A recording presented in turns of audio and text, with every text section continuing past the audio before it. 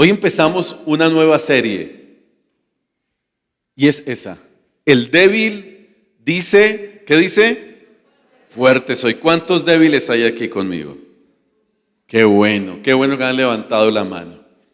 Sí, qué bueno que digan aquí hay un débil. Y aquí todos somos débiles, vulnerables y frágiles de alguna manera, en algún área de nuestra vida. Y por eso este tema es tan importante, porque tiene que ver con fe, con esa dependencia de Dios, con esa absoluta dependencia de ese Dios maravilloso. Hoy quiero hablarles de mi gracia es todo lo que necesitas. Se llama así ¿Está muy duro? ¿Me oyen bien? Sí, yo no tengo percepción del sonido acá, pero nada, no tenemos retorno, ¿cierto, Germancho? ¿Sí? Hola, listo. Eso, ahí está, ahí sí lo sentí, gracias. Segunda a los Corintios 12, 1 al 10. Quizá usted ha leído este texto en algún momento y es la expresión de un hombre muy importante en la Biblia. ¿Se acuerdan del apóstol Pablo? Seguramente sí. Y un hombre que de verdad nos inspira y que nos dejó un contenido cristológico maravilloso. Pero vamos a ver aquí a un Pablo muy humano. Dice 2 de Corintios 12, 1 al 10. Mi jactancia no servirá de nada. Sin embargo, debo seguir adelante. A mi pesar contaré acerca de visiones y revelaciones que provienen del Señor. Hace 14 años fui llevado hasta el tercer cielo. Si fue mi cuerpo o fuera de mi cuerpo, no lo sé. Solo Dios lo sabe. Es cierto, solo Dios sabe si estaba yo en mi cuerpo o fuera del cuerpo. Pero sí sé que fui llevado al paraíso y oí cosas tan increíbles que no pueden expresarse con palabras. Cosas que a ningún humano se le permite contar. Verso 5. De esa experiencia vale la pena jactarse, pero no voy a hacerlo. Solamente me jactaré ¿de qué? ¿Lo está leyendo? Lo puede ir bajando hoy del cosito ese. Se va y vuelve. Yo creo que toca meterlo debajo de la consola y orar. No es el diablo, es el cable. El pobre diablo le echan la culpa de todo, ¿no? Pero a veces es el cable. Verso 5, por favor. Me parece importante. De esa experiencia, está contando una experiencia mística que él tuvo, ¿cierto? Y él dice, de esa experiencia vale la pena jactarse, pero no voy a hacerlo. Solamente me jactaré de mis debilidades. Si quisiera jactarme no sería ningún necio al hacerlo, porque estaría diciendo la verdad, pero no lo haré, porque no quiero que nadie me atribuya méritos más allá de lo que puedan verse en mi vida u oírse en mi mensaje. Aún cuando he recibido de Dios revelaciones tan maravillosas. Así que, para impedir que me volviera, ¿qué? Orgulloso, se me dio una espina en mi carne. En la versión del 60 dice un aguijón. ¿Se acuerda? El aguijón. Un mensajero de Satanás para atormentarme e impedir que me volviera orgulloso. En 3 ocasiones distintas le supliqué al Señor que me la quitara. Cada vez Él me dijo, tranquilo, Pablo, tranquilo. Mi gracia es todo lo que necesitas. Mi poder actúa mejor. ¿En dónde? En la debilidad. Así que ahora me alegra jactarme de mis debilidades, para que el poder de Cristo pueda actuar a través de mí. Es por esto que me deleito en mis debilidades y en los insultos, en privaciones y persecuciones y dificultades que sufro por Cristo. Pues cuando soy débil, entonces soy fuerte. ¿Les gustó? Mira, aprenda a leer la palabra con calma, despacio. hacer énfasis, las comas, todo eso es importante. Y métase profundamente y de verdad que lo va a disfrutar. Yo creo que ya leímos, muchos entendimos ya el mensaje. Casi que podemos orar e irnos. ¿Les gustaría? No, sé que no. Metámosle un poquito de carne al asunto. De contenido me refiero. Todos tenemos el concepto del apóstol Pablo como un hombre rudo, ¿cierto? Un hombre fuerte. ¿Ustedes cómo se imaginan a Pablo? Con unas características físicas de un señor como hasta gruñón, ¿cierto? Como bravo. Y de repente, como muchos leen o leemos algunos apartes bíblicos, como machista también. Un hombre de verdad, hay unos aspectos culturales que están ahí. Pero yo me imagino a Pablo un hombre fuerte porque además fue un hombre violento, agresivo, cuando era Saulo, ¿cierto? Porque consentía en la muerte de muchos hombres y mujeres cristianos. Dentro de esos Esteban, dice la Biblia que Pablo o Saulo consentía en la muerte de Esteban. Él fue el artífice de esa muerte. Esteban muere lapidado. Así que yo me imagino un apóstol Pablo bastante fuerte, con un carácter bien interesante. Pero aquí lo tenemos con un tono muy humano, y eso me gusta, ¿cierto? Con un tono muy, este soy yo, con un tono de vulnerabilidad, con un tono diciendo, aquí está el Pablo vulnerable, débil, aquí está el Pablo no gruñón, no como ese Pablo serio y que sabe mucho, el tipo sabía mucho, ¿no? Ese Pablo intelectual, Pablo muy preparado. Pero aquí está ese hombre vulnerable, ese hombre que tiene un tono también de dolor. ¿Saben por qué? ¿Por qué escribió esto? Porque imagínense que este man fundó la iglesia en Corinto, ¿sí? Este man era un fundador de iglesias brutal. Y fundó Corinto, y esta gente estaba en un momento en el que estaban hablando mal de Pablo. Y estaban dudando de su llamado ministerial. Pablo estaba sentido, tenía dolor en su corazón. Lo que pasa es que en un periodo de tiempo fueron muchos predicadores a la iglesia de Corinto y esos predicadores empezaron a hablar mal de Pablo y la gente se comió el cuento. La gente empezó a cogerle como cosita a Pablo y Pablo se sintió, dijo, pero muchachos, si yo fui el que fundé esa iglesia, yo he estado con ustedes, ¿cómo me van a hacer eso? Ahora entendemos el sentido de estas palabras. Entonces tiene un tono de nostalgia, de dolor, como cuando un papá se siente decepcionado de su hijo. ¿Sí? A veces somos que yo a usted le he dado todo, ¿cierto? Yo a usted le he dado techo, comida. Las nuevas generaciones dicen, ¿y para qué me tuvo? ¿Quién lo mandó a tenerme? ¿Cierto? Entonces, así estaba Pablo, como en ese sentido paternal, con dolor en su corazón, diciendo, mano, pero yo los crié a ustedes, ¿por qué me hacen esto? Y sacó un poco sus credenciales, ¿cierto? Yo podría jactarme de muchas cosas porque yo fui al paraíso.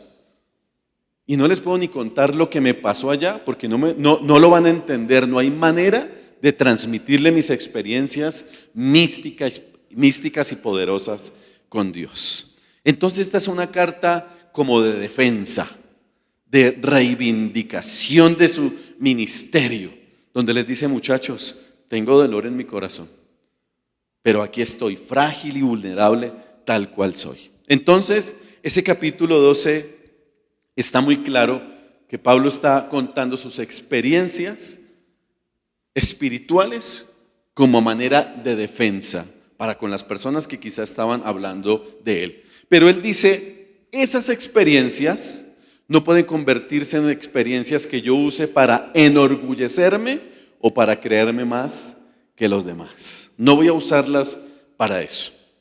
Sin embargo, lo más impresionante y que me encanta que dice Pablo, dice, de esta experiencia vale la pena jactarse, pero no voy a hacerlo. Solamente me jactaré, ¿de qué? De mis debilidades. Eso es un nivel interesante. Jactarme de mis debilidades parece contradictorio. Y en un mundo en el que estamos, en donde se habla y se produce tanto contenido sobre la superación personal, la autoayuda y la formación de seres superhéroes que todo lo pueden, que todo lo hacen y que dicen que todos los sueños se cumplen, pues eso es contradictorio frente a una posmodernidad que ha empoderado al ser humano como hombres y mujeres que todo lo pueden y que el poder está en la mente. Pues tengo que decirles que no es así. Somos frágiles, vulnerables y no todos los sueños se cumplen. Siempre lo he dicho. Si todos los sueños se cumplieran, yo estaría viviendo en las Bahamas. Allá. Y estaría facturando. Pero los sueños de Dios sí se cumplen. Usted es el sueño de Dios. Y como usted es el sueño de Dios, está aquí. ¿Habrá alguien allá encerrado? El viento, el espíritu moviéndose. Sí, es que escucho ruidos, ¿sí? ¿De parte de Dios? Pregunten a ver si es de parte de Dios o de parte de quién, porque escucha bastante fuerte. ¿Qué podemos concluir, muchachos? Que todos los seres humanos tenemos fortalezas y tenemos debilidades. Que así somos. Que tenemos nuestras arrugas y nuestras verrugas. Que tenemos eso con lo que luchamos y que no nos gusta tanto. Y así estaba hablando el apóstol Pablo. Y tenemos que vernos hoy frente a esta realidad como vulnerables. ¿Y hacia dónde vamos a caminar? Yo los quiero invitar para que empecemos como Pablo a jactarnos de nuestras debilidades. Pero ¿cómo lo vamos a hacer? Esa sería la pregunta hoy. ¿Por qué jactarnos de nuestras debilidades? ¿Por qué son importantes las debilidades? En primer lugar, porque las debilidades nos guardan del orgullo. ¿Estamos? Primer enemigo, el orgullo. Todos los seres humanos somos orgullosos por naturaleza. Cuando usted a alguien le diga, yo soy tan humilde, ese es el peor. Ese es el más agrandado. Ese es el más, iba a decir argentino, pero no. El más agrandado. El que dice, no, yo soy lo más de humilde, ustedes me vieran. Ahí ya ese falla. Porque todos tenemos un nivel de orgullo en algún área de nuestra vida.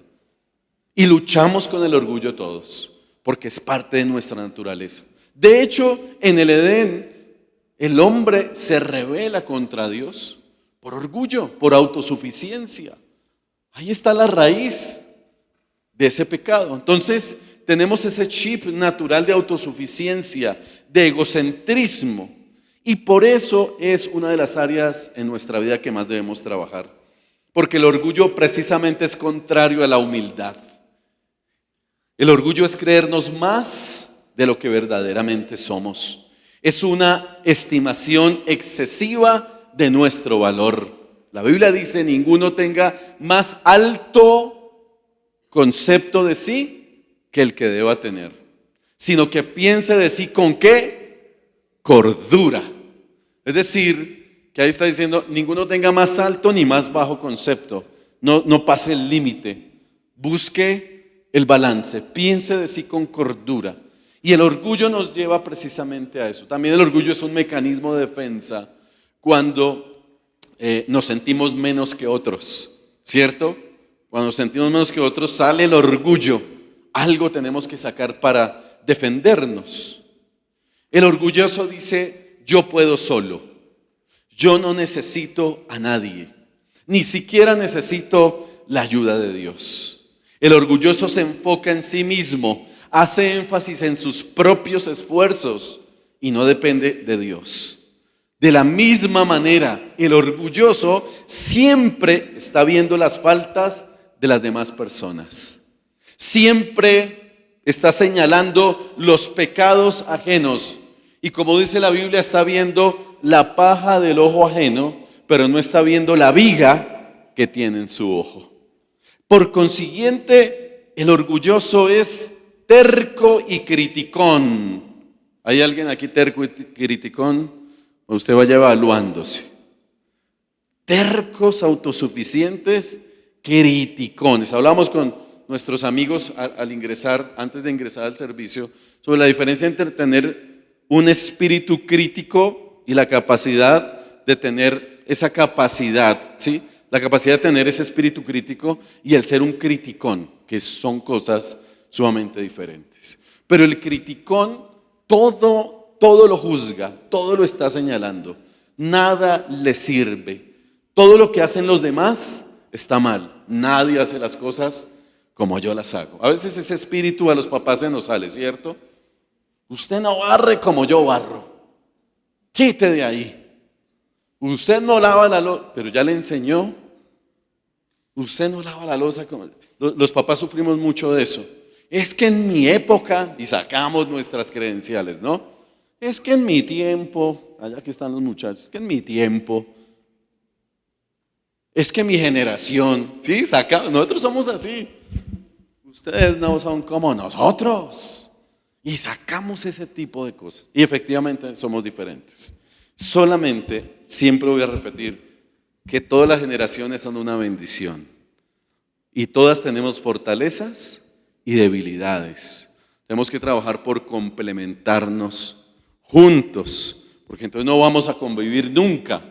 Entonces, el orgulloso lo critica, es terco, no escucha a los demás, no escucha si yo tengo la razón. Yo no escucho consejos, yo no escucho sugerencias. Yo tengo la razón. Esto es así y punto. Yo no sé cuántos síntomas de orgulloso usted y yo tenemos, pero seguramente muchos. Muchos de estos síntomas y otros más. Ahora, si estoy luchando con esos síntomas, necesito confrontar mi orgullo y por consiguiente necesito confrontar la motivación de mis hábitos. Necesitamos vencer el orgullo porque será fundamental para relacionarme con Dios. De hecho, Dios se refiere al orgullo y lo corrige drásticamente cuando dice en Santiago 4:6 que Dios se opone a ¿quiénes? A los orgullosos, pero da gracia a los humildes. La Biblia dice que Dios mira a los orgullosos de lejos. Triste eso, ¿cierto? O sea, es un pecado y una actitud que Dios no soporta. Por eso, si tengo orgullo en mi corazón, se va a afectar mi relación con Dios. Es que yo no soy orgulloso con Dios, sino con las personas. El que es orgulloso, punto. Entonces, el orgulloso no puede adorar, porque adorar implica humillarse, ¿o no? Adorar implica humillación. Ustedes dirán, ¿de dónde sacó eso? Escuché a un mexicano, o un mexicano hablando de su cultura. Saben que la cultura mexicana es muy machista. Y él me decía que a los hombres, en ese contexto de personas mayores, les costaba adorar a Dios porque eso implicaba levantar las manos, llorar, tener expresiones de adoración y de humillación que ellos no estaban dispuestos a hacer porque eran hombres, meros machos. Imagínense, se vuelve cultural, un asunto cultural. Entonces el orgullo nos separa de la adoración, de una verdadera y profunda humillación. El orgullo es un gigante que tenemos que matar, porque siempre está al acecho, hablándonos, se camufla y nos dice, eres el mejor, nadie como tú. No escuches consejos, eres lo máximo. Tu esposo, tu esposa, tus hijos están siempre equivocados y te habla y te alimenta el ego y tú eres y tú puedes y está al acecho ese enemigo hablándonos y por eso necesitamos confrontarlo y trabajar. Todos los días el orgullo quiere dominar y controlar nuestra vida.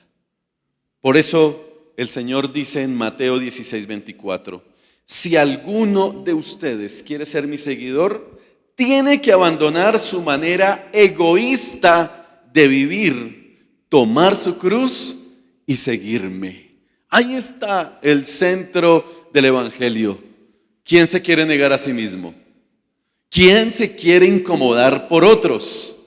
No, al contrario, porque el discurso de la posmodernidad es alcanza tus metas. Fíjate en tus objetivos.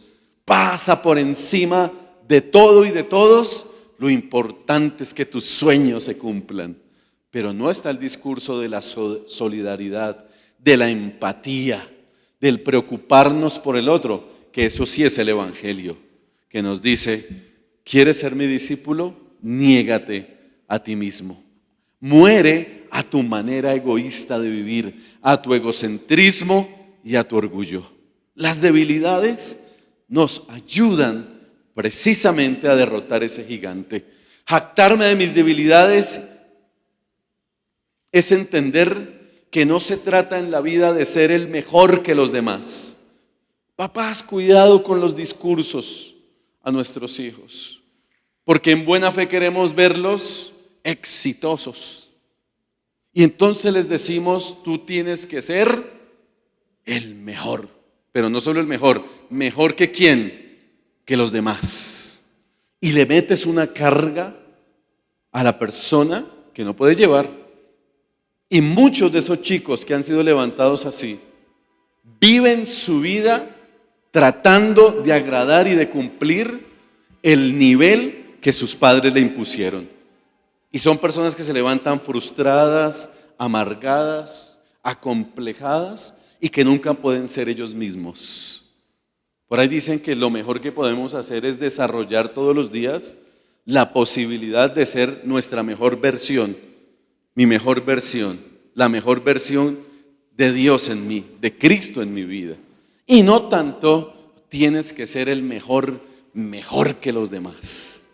Eso carga, eso produce orgullo y una mentalidad sumamente competitiva. ¿Y qué tenemos que hacer entonces? Jactarnos de nuestras debilidades. ¿Cómo lo hacemos? Mirando a Jesús. Filipenses, si ustedes lo recuerdan, creo que no lo tenemos ahí, dice: tengan la misma actitud que tuvo Cristo Jesús. Aunque era Dios, no consideró el ser igual a Dios y no se aferró a ello. En cambio, renunció a sus privilegios divinos, adoptó la humilde posición de un esclavo y nació como un ser humano. ¿Qué tal? Miren a Jesús. Mueran a su orgullo. Miren a Jesús, que estando en un lugar de honor, de privilegio, se atrevió a dejar ese lugar para ponerse en nuestra piel, no en nuestros zapatos, en nuestro pellejo, y venir a sufrir por amor a nosotros. Se hizo débil, se hizo hombre, se hizo carne de cañón. Y es el ejemplo de humildad absoluto, absoluto. Teniendo la oportunidad de defenderse, no se defendió. Yo a veces leo eso y me desespero. ¿No le ha pasado? Jesús lo señalan, lo escupen, y viendo la película usted como que hace fuerza para que el Señor se defienda. ¿Sí o no? Defiéndase, Jesús. Estos desgraciados lo van a acabar. Uno ya sabe el final, pero uno dice: Jesús, no te dejes. Eso es lo que nos dicen hoy, ¿no? No te dejes. Yo no me explico cómo Jesús se dejó. Y la Biblia dice: y como cordero fue llevado al matadero. Ay, eso es la Virgen todavía, ¿cierto? Señor la bendiga. ¿Y qué iba? Como cordero fue llevado. Vea, imprudencias mías. Como cordero fue llevado al matadero, no abrió su boca, sino ¿qué hizo? Enmudeció. Silencio. Y yo creo que a veces necesitamos matar el orgullo entendiendo cuándo hay que hacer silencio. No siempre nos tenemos que defender con la boquita ni a gritos. A veces el silencio es una buena manera de defendernos. Y en ese silencio hay uno que habla por nosotros, y es Dios. ¿Y sabe quién habló por el Señor? Su Padre. Y uno decía: pero Jesús, ¿por qué no te defendiste? Pero fue a la cruz, y adicionalmente en la cruz, en un acto de amor y de humildad y de bondad, le dice al Padre: Padre, perdónalos porque no saben lo que hacen. Está muy top Jesús. ¿Qué tal si miramos a Jesús, su humildad, su actitud? No se trata de no dejarnos. Hay que saber no dejarnos. No le estoy diciendo entonces que pasen por encima de su dignidad, que lo atropellen y lo aplasten y usted no haga nada. No se trata de eso, hay que mantener el equilibrio, ¿no? Porque uno que atiende también mujeres maltratadas, ya hombres también maltratados. Y si son mayores dicen, pero pastor, hay que aguantar. La ley del aguante. Y muchos matrimonios de antaño llegaron al final de sus días con la ley del ¿qué? Del aguante. Pasaron por encima de su dignidad y confundieron humildad, mansedumbre con mensedumbre. O sea, cuidado con confundir si soy manso o soy menso. Hay que entender el balance que nos dice la Biblia. Ninguno tenga más alto ni más bajo concepto. Piensa de sí con cordura. La humildad no es perder nuestra dignidad como ser humano. Porque si yo me paro acá y les digo, yo tengo mis debilidades, yo me estoy jactando de ellas y estoy diciéndole, yo necesito que Dios trabaje en mi vida. Pero nadie puede atropellar mi dignidad porque yo les estoy abriendo mi corazón. Al contrario, cuando una persona abre su corazón y se hace vulnerable, wow, admirable. Y eso es lo que estaba haciendo Pablo. Y Jesús lo hizo también. Jesús fue vulnerable. ¿O qué pasó en Getsemaní? Jesús estaba roto y más de una vez se puso de mal genio, ¿o no? Y se frustró, se fue a Getsemaní a orar, estaba triste, con un dolor en su corazón terrible. Y va y mira a sus discípulos y los manes durmiendo, ¿sí o no? Y Jesús sacó su vulnerabilidad porque los necesitaba. Les dijo, venga, colaboren, ayúdenme, hermano, que mañana me van a matar y ustedes durmiendo, oren para que no entren en tentación. Ese Jesús vulnerable, ese Jesús en el templo que se le saltó la piedra, ¿no? Y fue y los agarró a rejo. Ese Jesús perfecto, no pecó, sí, efectivamente, impecable, pero Jesús mostró su vulnerabilidad. ¿Lloró o no lloró? ¿Eso es vulnerabilidad o no? Jesús lloró. Jesús tuvo amigos, Jesús comió. Eso también es vulnerabilidad porque la Biblia dice que tuvo sed y tuvo hambre. Y esos detalles no son menores. Todos vivimos en una realidad y todos necesitamos mostrar nuestras vulnerabilidades en estos tiempos, en donde se habla mucho de superhombres y supermujeres. Las debilidades nos ayudan a que Dios nos guarde ¿de qué? Del orgullo.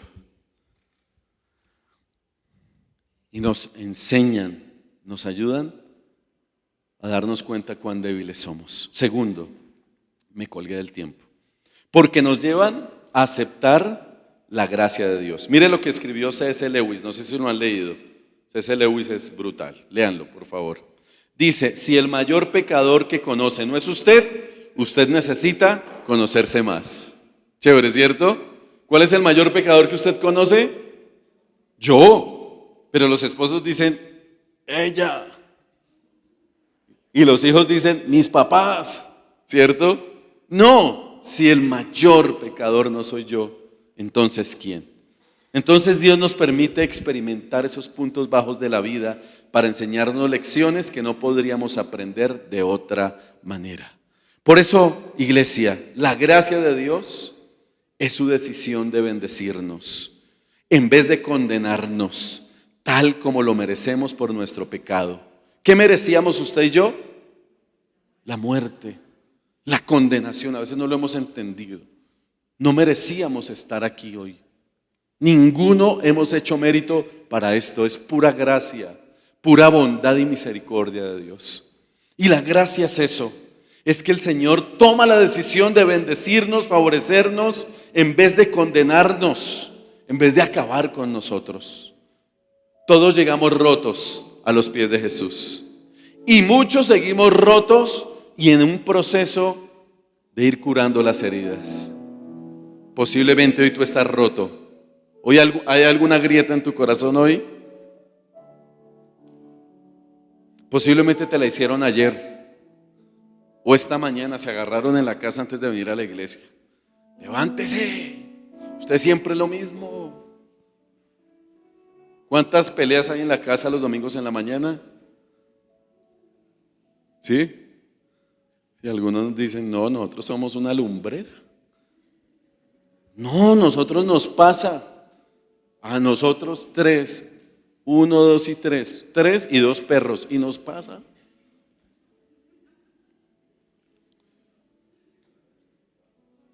Y entonces yo empiezo, y ahí empieza la tensión.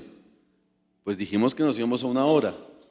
Si no se logra, hay tensión. Y uno de esas tensiones dice cosas que hieren al otro. Y pueden ser pequeñas, pero hirientes. Es que tú siempre, es que tú nunca. Y llegamos rotos, nos rompemos. Nos rompemos con lo que decimos, con nuestras palabras, con nuestras actitudes. Será, pero eso no es nada grave. Si no lo gestionas, se vuelve un problema en tu vida.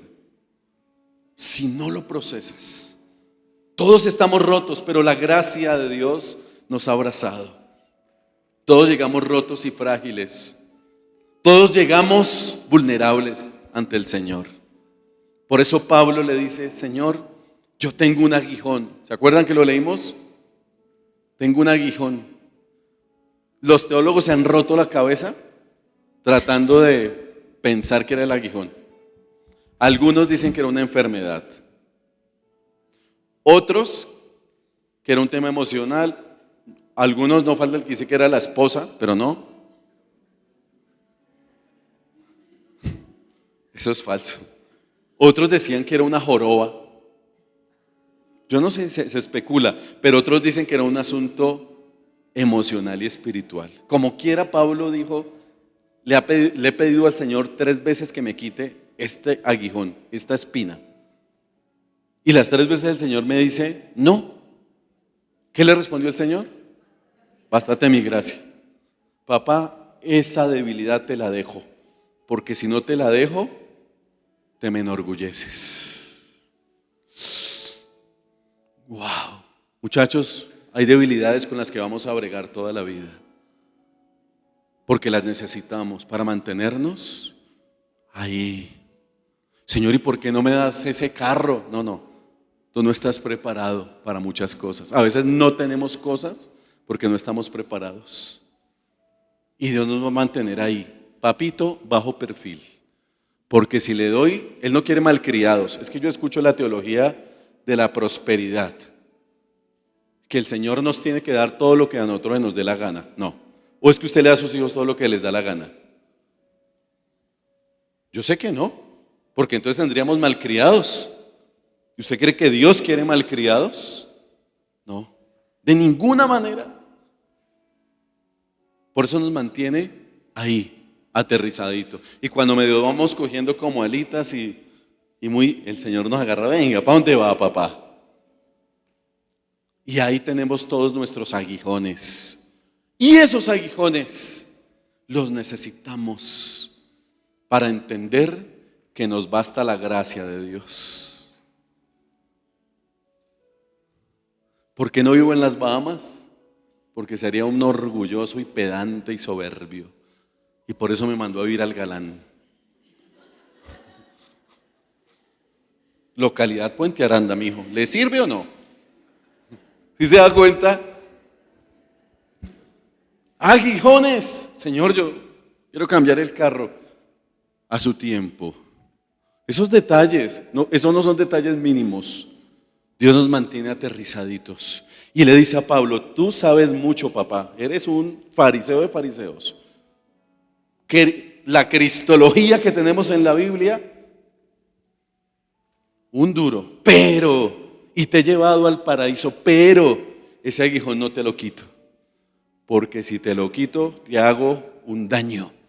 Lo necesitas para que recuerdes que mi gracia es todo lo que necesitas. ¿Cuál es tu debilidad? ¡Wow! Uy, esto a mí me ha pegado. Me ha pegado, créanme. Cuando yo empecé a hacer esto, yo dije, mucho agrandado yo. Necesito trabajar muchas cosas en mi vida. Mucha soberbia. Y no para sentirme mal ni culpable, sino confrontado. y entender que me basta la gracia de Dios. Y termino diciéndoles que las debilidades las necesitamos porque ahí es donde actúa el poder de Cristo. Primero, nos guarda del orgullo. Segundo, nos ayuda a aceptar la gracia de Dios, a que no somos autosuficientes. Lo que somos, tenemos y donde estamos es por gracia de Dios. Y si vamos para el cielo, que estamos seguros que es así, es por gracia de Dios, no por méritos, ni por títulos, ni por aplausos, ni por el tamaño de la iglesia, por gracia de Dios. Pero tercero, porque ahí actúa el poder de Cristo. Al Señor le encantan los débiles que reconocen sus debilidades, porque en ese escenario de las debilidades es donde mejor el Señor puede actuar. Donde hay fragilidades, donde el Señor mejor actúa con su poder. Y el verso 9 por eso lo dice: así que ahora me alegra jactarme de mis debilidades, para que el poder de Cristo pueda actuar a través de mí. Dios usa a seres frágiles y vulnerables, no a superhombres y supermujeres. Por eso yo estoy acá, por misericordia de Dios. Yo les voy a confesar. Yo siempre les confieso mis pecados, ¿no? ¿Ustedes los tienen anotados? Si no, vayan a las prédicas. Alguien me dijo que por qué decía que me encantaba hablar mal de mí. No es mal, sino es la realidad. Y yo lucho con mi llamado, porque mi llamado me expone públicamente mucho y yo tengo muchas inseguridades. Y yo digo, otra vez a predicar, Señor. Y yo tengo un montón de gente mirándome y después escuchan eso por YouTube. Y yo después me escucho y digo, qué barrabasada fue la que yo dije. ¿Y por qué tengo que bregar con esta realidad de ser expuesto públicamente? Si yo quisiera ser un servidor de esos que nadie voltea a mirar, de esos anónimos, de esos allá. Y para mí a veces el ministerio es un aguijón, porque me expone. Y mi vida fue de muchos complejos. Entonces de repente eso me pesa. Y yo he entendido en este proceso, el Señor me dice, bástate mi gracia. Y yo, Señor, otra vez, y me quedan tantos años expuesto, y fuera me meten otras en especialidades, viajando, y que pastores y yo. Y lo que sufro para hacer una predicación es un dolor de parto. Y yo me estreso, ¿no? Y yo, amor, voy con la predicación, me levanto, oro, doy vueltas. Señor, ayúdame. Y siento ese aguijón pesado. Y digo, Dios, ayúdame, porque yo quiero pastorear con alegría. Y yo lo hago con alegría, ¿se me nota? Con lo que está diciendo, pues no. Pero trato de disfrutarlo, pero yo digo, Señor, ayúdame. Yo les confieso eso, yo a veces siento que el Señor me dio algo que podía habérselo dado a Pipe, que se habla bien, porque es abogado. Y el Pipe usted lo pone a volar y yo no. Yo digo, Dios mío, pero ¿por qué a mí? Sí, esa es una fragilidad humana. Y yo me muevo en esa dinámica y me cuesta mucho. Por eso cuando abandoné la música lo celebré. A mí me encanta la música, toco piano, canto. Bueno, tocaba piano y cantaba. Pero cuando dije, ya me jubilo de la música, no me voy a exponer más. Y el Señor me metió en otra más grande. ¿Cuál es su fragilidad? Para mí son muchas. A veces soy sarcástico con mi esposa. Tengo un humor tan sarcástico y mi hija, y me voltean a mirar y yo, ¿qué fue lo que dije?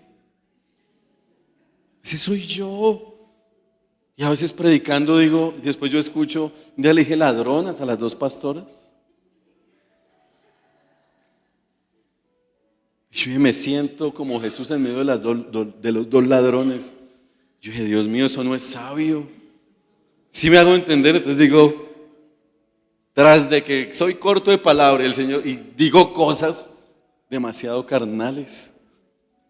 ¿Cuál es su fragilidad? Yo tengo muchas, un montón. Desde mi casa, me acelere. A veces me he preguntado por qué quiero que todo salga bien y perfecto. Y Dios me ha dicho, es tu orgullo, porque si todo sale bien te van a aplaudir. Porque quiero que todo salga. Julio por eso de chiste, calibra esto que quede centrado. Porque entonces yo empiezo a sufrir si no queda centrado. Estoy muriendo a eso. ¿Quién se da cuenta de eso? Nadie. Bobadas mías. Si nos damos cuenta, ¿cuáles son mis motivaciones? Para que todo salga bien, que yo sea reconocido, aplaudido, o que la gloria sea de Él. ¿Sí se dan cuenta que tenemos muchas fragilidades? Y con esas fragilidades, si no las llevamos a Jesús, nos convertimos en un problema para nosotros y para otros. Por eso me voy a jactar de las debilidades que yo llevé a los pies de Jesús. Por ejemplo, me excedí en el tiempo de la predicación, una fragilidad. La pianista desde allá está diciendo, me dijo que va a predicar media hora. Lleva como 2 horas y yo aquí tocando como una boba. Gracias, mi Juli. Eres la mejor. Gracias por soportar. Juli toda obediente, 30 minutos y mi esposa allá.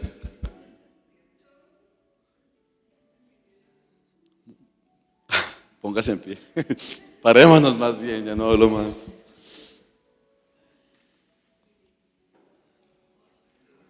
Mi Señor es bueno y misericordioso. Y si estamos aquí cada uno de nosotros es por su gracia. Él no quiere superhombres, supermujeres, ni superfe. Él quiere discípulos capaces de negarse a su manera egoísta de vivir para tomar su cruz cada día.